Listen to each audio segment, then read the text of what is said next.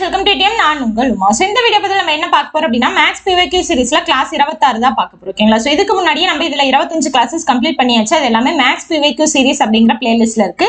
அதே மாதிரி ரீசனிங் பிவிக்யூ சீரிஸும் உங்களுக்கு கிளாஸ் போயிட்டு இருக்கு. அதையும் நீங்க ஃபாலோ பண்ணிக்கலாம். ஓகேங்களா? ஸோ திருக்குறள் 20 அதிகாரங்கள் இப்போ புதுசா சிலபஸ் மாத்தினாங்க இல்லையா குரூப் 4க்கு. அதுல பாத்தீங்க அப்படின்னா திருக்குறள் 20 அதிகாரங்களா மாத்திட்டாங்க. ஓகேங்களா? ஸோ பழசு 25 இருந்தது. அந்த பழசு எல்லாமே இருக்கா அப்படின்னா அதுவும் கிடையாது. ஸோ பழசு கொஞ்சம் புதுசு நிறைய ஆட் பண்ணிருப்பாங்க. சோ அது எல்லாமே பாத்தீங்கன்னா மொத்தமா 20 அதிகாரங்கள் இருக்கும். அந்த 20 அதிகாரங்களுமே சார் வந்து கம்ப்ளீட் பண்ணிட்டாரு. சோ அது பாத்தீங்கன்னா திருக்குறள் அறிவோம் அப்படிங்கிற அந்த பிளேலிஸ்ட்ல இருக்கு. சோ அதை ஃபுல்லா எடுத்து படிச்சு வச்சுக்கோங்க. ஓகேங்களா? சோ அது போக அறநூல்கள் சம்பந்தமான கிளாஸஸ் போயிட்டு இருக்கு. அதை நீங்க ஃபாலோ பண்ணிக்கலாம். So daily current affairs video போயிட்டு இருக்கு. நீங்க அதையும் ஃபாலோ பண்ணிக்கலாம். ஓகேங்களா? சோ இன்னைக்கான கிளாஸ் பார்க்கலாமா? பாருங்க, இன்னைக்கான 5 கேள்விகள் ஒவ்வொன்றும் ஒவ்வொரு டைப்ல இருந்து டிஃப்ரெண்ட் டைப் டாபிக்ல இருந்து எடுத்துட்டு வந்த கொஸ்டின் பார்க்கலாமா? பாருங்க, ஒரு கடைக்காரர் ஒவ்வொன்றும் ரூ. 10 என 20 பல்புகளை வாங்கினார். அவற்றில் 5 பல்புகள் பழுது என்று கண்டறியப்பட்டு தூக்கி எறியப்பட்டது. மீதியை ஒவ்வொன்றும் ரூ. 12க்கு விற்றால் அவர் பெற்ற லாப அல்லது நஷ்ட சதவீதத்தை காணும். ஓகேங்களா? சோ என்ன பண்ணிருக்காருன்னு பாருங்க. இது பாத்தீங்கன்னா லாபம் மற்றும் நட்டம் அப்படிங்கிற அந்த டாபிக் கீழே வரும். சோ என்ன பண்ணிருக்காரு, ஃபர்ஸ்ட் 10 ரூபா அப்படின்னு 200 பல்பா வாங்கியிருக்காரு. ஓகேங்களா? சோ அப்ப 200 பல்பா, ஒரு பல்பு வந்து 10 ரூபா அப்படின்னா மொத்தமா 2000 ரூபாய்க்கு வாங்கிய விலை. ஓகேங்களா? சோ இது வந்து வாங்கிய விலைன்னு சொல்லுவாங்க. அவர் வாங்கின விலை மொத்தமா எவ்வளவு?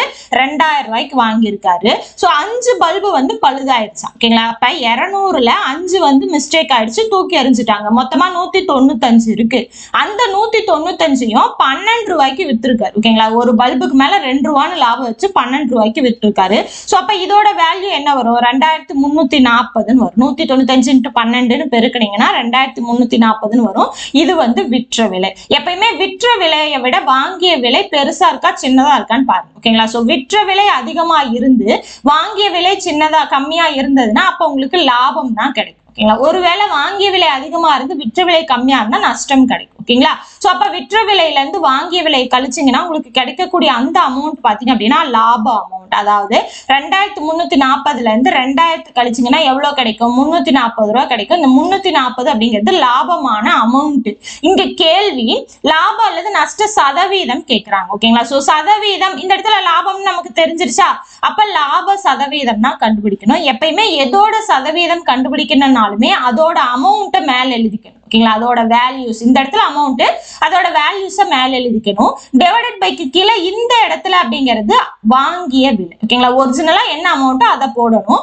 இன்டு 100 அப்படிங்கிறது பெர்சன்டேஜை குறிக்கும். ஓகேங்களா? சோ இதை வந்து சால்வ் பண்ணீங்கன்னா உங்களுக்கு பெர்சன்டேஜ்ல கிடைச்சிடும். லாப அமௌண்ட் எவ்வளவு? 340 ரூபா. வாங்கிய விலை 2000 ரூபாய் இன்டு 100. ஓகேங்களா? சோ சிம்பிளிஃபை பண்ணுங்க. 2 0 2 0 அடிச்சிரும், 0 0 அடிச்சிரும், 2ஆல் அடிச்சா 17%. சோ 17% அப்படிங்கிறது என்ன? உங்களுக்கு லாப பெர்சன்டேஜ். லாபம் 17%. ஓகேங்களா? இதுவே நஷ்டமா இருந்ததுன்னா எப்படி வரும்? உங்களுக்கு வாங்கிய விலை வந்து விற்ற விலையை விட கம்மி அதிகமா, அதாவது வாங்கிய விலை வந்து விற்ற விலையை விட அதிகமா இருக்கும். ஓகேங்களா? சோ கம்மியா வித்திருப்பாங்க, அப்ப உங்களுக்கு நஷ்டம் கிடைக்கும். சோ சேம் இதே மாதிரிதான். அப்ப நஷ்ட அமௌண்ட் டிவைடட் பை வாங்கிய விலை இன்டு 100ன்னு போட்டீங்கன்னா நஷ்ட பெர்சன்டேஜ் கிடைச்சிடும். ஓகேங்களா? அடுத்த கொஸ்டின் பார்க்கலாமா?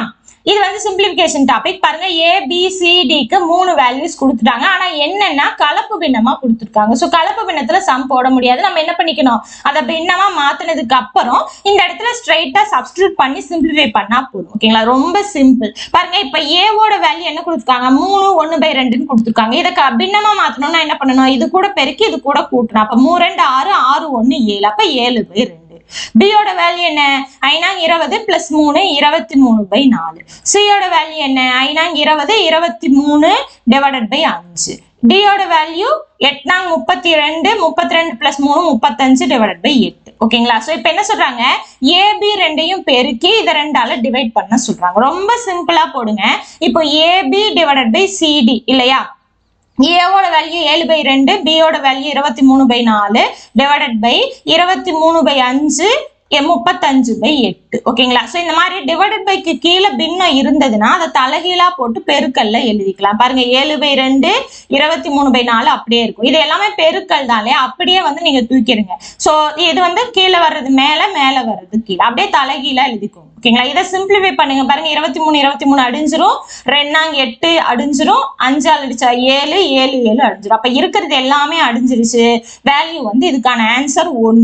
ஓகேங்களா. ஸோ இதுக்கான ஆன்சர் என்ன? Option B 1. ஒருவேளை இந்த இடத்துல உங்களுக்கு பிளஸ்ல இருந்தது அப்படின்னா, ஓகேங்களா. ஸோ இங்க வந்து மல்டிப்ளைல இருந்ததால ஈஸியா நான் தூக்கி போட்டுட்டேன். ஒருவேளை பிளஸ் மைனஸ்ல இருந்ததுன்னா அதை சிம்பிளிஃபை பண்ணதுக்கு அப்புறம் நீங்க வந்து தலைகீழ எழுதணும். அந்த இடத்துல நீங்க கண்டிப்பா பாத்துக்கணும். ஓகேங்களா. ஸோ இங்க மல்டிப்ளைல இருக்கிறதால நான் அப்படியே தூக்கி போட்டுட்டேன். ஓகேங்களா. அடுத்த क्वेश्चन பார்க்கலாமா? அடுத்த क्वेश्चन பாருங்க. சதுரத்தின் பரப்பளவும் வட்டத்தின் பரப்பளவும் சமம். ஓகேங்களா. சோ சதுரத்தோட பரப்பளவும் வட்டத்தோட பரப்பளவும் சமம்னு சொல்லிட்டாங்க. சதுரத்தோட பரப்பளவு ஃபார்முலா என்ன? பக்கம் இன்டு பக்கம். வட்டத்தோட பரப்பளவு πr². அவ்வளவுதான். வட்டத்தின் ஆரம் வந்து 14 சென்டிமீட்டர்னு கொடுத்துட்டாங்க. கேள்வி சதுரத்தின் பக்கத்தின் தோராய அளவு, அதாவது a என்னன்னு கேக்குறாங்க. சோ இதுல சப்ஸ்டிட்யூட் பண்ணுங்க. பாருங்க பைக்கு பதிலா 22/7, r² 14 14. சோ 7ஆல அடிச்சீங்கன்னா இது 2. சோ 44 × 14 உங்களுக்கு என்ன ஆன்சர் வரும்? 616ன்னு வரும். சோ வட்டத்தோட பரப்பளவு அப்படிங்கிறது 616. இங்க சதுரத்தோட பரப்பளவும் வட்டத்தோட பரப்பளவும் ஈக்குவல்னு சொல்லிட்டாங்களா? அப்ப சதுரத்தோட பரப்பளவும் 616 சதுர சென்டிமீட்டர் தான். இல்லையா? தெரியும் இல்லையா? ஓகே. இப்போ ஏ என்னன்னு தெரியணும். ஏ வேணும்னா ரெண்டு பக்கமும் ஸ்கொயர் ரூட் எடுங்க. 616. சோ ஸ்கொயரும் ஸ்கொயர் ரூட்டும் கேன்சல் ஆகும். ஏவோட வேல்யூ என்ன கிடைக்கும் அப்படின்னா, இது ஒரு ஸ்கொயர் நம்பர் கிடையாது. ஓகேங்களா. சோ இது ஸ்கொயர் நம்பர் கிடையாது அப்படிங்கறதால அதுக்கு நியரஸ்டா இருக்கிறது எடுங்க. நார்மலா பாத்தீங்க அப்படின்னா 25² பாத்தீங்க அப்படின்னா 600 உங்களுக்கு என்ன கிடைக்கும்? 625ன்னு கிடைக்கும். ஓகேங்களா. அதாவது ஸ்கொயர் ரூட் ஆஃப் 625ன்னு கொடுத்துருந்தாங்கன்னா நம்ம 25ன்னு போட்டுக்கலாம். ஆனா இங்க 616ன்னு இருக்கு. அப்ப அதுக்கு கம்மியா 24² பாத்தீங்க அப்படின்னா உங்களுக்கு 576ன்னு வரும். சோ அப்ப 24ம் கிடையாது 25ம் கிடையாது, ரெண்டுக்கு இடப்பட்டதா இருக்கு. அப்ப 24 புள்ளி சம்திங்னு வரும். ஓகேங்களா. சோ ஆனா இங்க ஆப்ஷன்ல 24 கிடையாது இல்லையா? அப்ப 25 அப்படிங்கிறது தான் நியரஸ்டா இருக்கு. ஏன்னா ரொம்ப கம்மி தான். 625 616 ஒரு 9 பாயிண்ட் தான் கம்மி இல்லையா? அப்போ இதுக்கு நியரஸ்டா கண்டிப்பா என்னதான் வரும்? 25 சென்டிமீட்டர் அப்படிங்கிறது தான் வரும். சோ ஆப்ஷன் பி தான் ஆன்சர். தோராயமான அளவு தான் அவங்களும் கேட்டிருக்காங்க. சோ தோராயமா தான் நமக்கும் கிடைக்கும். ஓகேங்களா. சோ இதுக்கான ஆன்சர் பாத்தீங்க அப்படின்னா ஆப்ஷன் பி 25 சென்டிமீட்டர். சோ எந்த ரெண்டு பரப்பளவு எந்த ரெண்டு கொள்ளளவு இந்த மாதிரி ஈக்குவல்னு கொடுக்குறாங்களோ அதோட ஃபார்முலாஸை ஈக்குவேட் பண்ணி ஏதோ ஒண்ணுக்கு வேல்யூஸ் கொடுத்துருப்பாங்க. அதை வச்சு சப்ஸ்டிட்யூட் பண்ணீங்க அப்படின்னா இன்னொன்னு என்ன அப்படிங்கறத ஈஸியா கண்டுபிடிச்சிடலாம். ஓகேங்களா. அடுத்த क्वेश्चन பாருங்க. ஒரு விவசாயியிடம் 144 வாத்துகளுக்கு 28 நாட்களுக்கு தேவையான உணவு உள்ளது. அவர் 32 வாத்துகளை விற்றுவிட்டார் எனில் அவரிடம் உள்ள உணவு மீதம் உள்ள எத்தனை நாட்களுக்கு போதுமானதாக இருக்கும்? ஓகேங்களா. சோ இதை வந்து நேர் விகிதம் எதிர் விகிதம் நேர்மாறல் எதிர்மாறல் எந்த மாதிரி வேணா எடுத்துக்கலாம். நேர் விகிதம் எதிர் விகிதம்னு எடுத்தீங்கன்னா விகிதம் மற்றும் விகிதாச்சாரம் டாபிக், இல்ல நேர்மாறல் எதிர்மாறல்னு எடுத்தீங்க அப்படின்னா டைம் அண்ட் ஒர்க் டாபிக். ஓகேங்களா. சோ ஃபர்ஸ்ட் என்ன சொல்லியிருக்காங்க அப்படிங்கறத பாருங்க. 144 வாத்துகளுக்கு 28 நாட்களுக்கு தேவையான உணவு. ஓகேங்களா. சோ டைம் அண்ட் ஒர்க் பிரகாரம் போட்டீங்க அப்படின்னா ஆட்கள் நாட்கள் மணி நேரம் மேல மீதி எதா இருந்தாலுமே கீழே இல்லையா? சோ இந்த இடத்துல பாருங்க 144 வாத்துகள். அப்ப ஆட்கள் அப்படிங்கிறது 144, நாட்கள் 28, மணி நேரம் கிடையாது. உணவு அப்படிங்கறத பொதுவா கொடுத்துருக்காங்க. சோ டிவைடட் பைக்கு கீழே எதுவும் போட வேணாம். ஓகேங்களா. சோ வேல்யூஸ் கொடுத்துருந்தா நம்ம டிவைடட் பை கீழே போடலாம். இங்க வேல்யூஸ் இல்ல, அப்ப விட்டுறலாம். அடுத்து என்ன சொல்றாங்க? அவர் 32 வாத்துகளை விற்று விட்டார். அதாவது 144ல இருந்து 32 கழிச்சிருங்க. ஏன்னா அதை வித்துட்டாரு.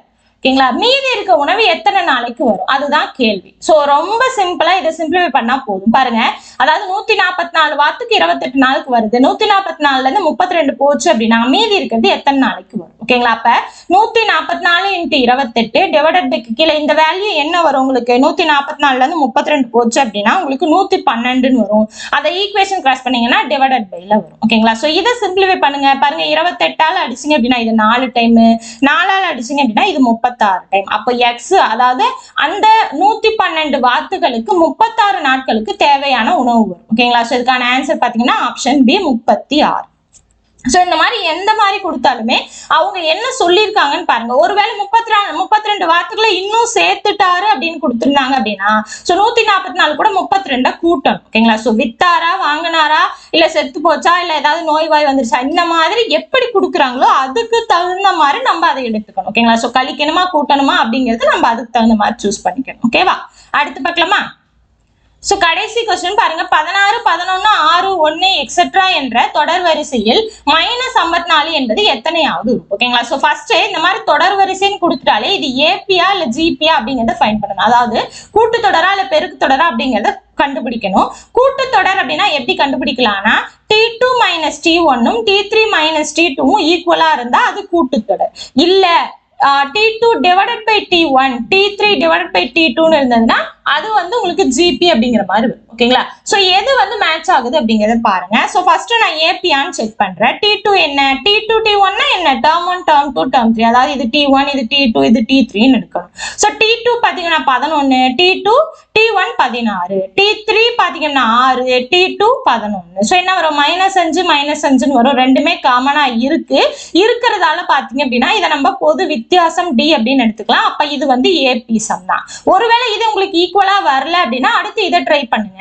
இது ட்ரை பண்ணி உங்களுக்கு மேட்ச் ஆச்சு அப்படினா அப்ப வந்து அது ஜிபி சம் ஒருவேளை அதுலயுமே உங்களுக்கு வரலன்னு வெச்சுக்கோங்களேன் அப்ப வந்து அது வந்து லாஜிக்கல் ரீசனிங் சம்னு அர்த்தம் ஓகேங்களா சோ இப்போ என்ன சொல்றாங்க -54 என்பது எத்தனையாவது உறுப்பு அதாவது tn அப்படிங்கறத நான் -54 ன்னு வெச்சுக்கிறேன் n ஓட வேல்யூ என்னன்னு கண்டுபிடிக்கணும் ஓகேங்களா சோ tn க்கான ஃபார்முலா nth டேர்ம் கண்டுபிடிக்கிறதுக்கான ஃபார்முலா பாத்தீங்க அப்படினா கூட்டு தொடர்ல a + n - 1 * d ஓகேவா சோ a அப்படிங்கிறது முதல் உறுப்பு அதாவது t1 தான் நம்ம a அப்படின்னு சொல்லுவோம் t1 இந்த இடத்துல என்ன 16 பொது வித்தியாசம் கண்டுபிடிச்சாச்சு -5 சப்ஸ்டிட்யூட் பண்ணுங்க பாருங்க tn க்கு பதிலா -54 னும் a க்கு பதிலா 16 n தெரியாது என்ன கண்டுபிடிக்கணும் d க்கு பதிலா -5 ஓகேவா சோ இந்த -16 ஈக்குவேஷன் கிராஸ் பண்ணா என்ன ஆகும் சரி +16 ஈக்குவேஷன் கிராஸ் பண்ணா -16 ன்னு ஆகும் சோ n - 1 * -5 இத கூட்டுங்க -70 ன்னு வரும் சோ n - 1 இந்த -5 ஈக்குவேஷன் கிராஸ் பண்ணா டிவைடட் பைல வரும் சோ மைனஸ் மைனஸ் அடிஞ்சிரும்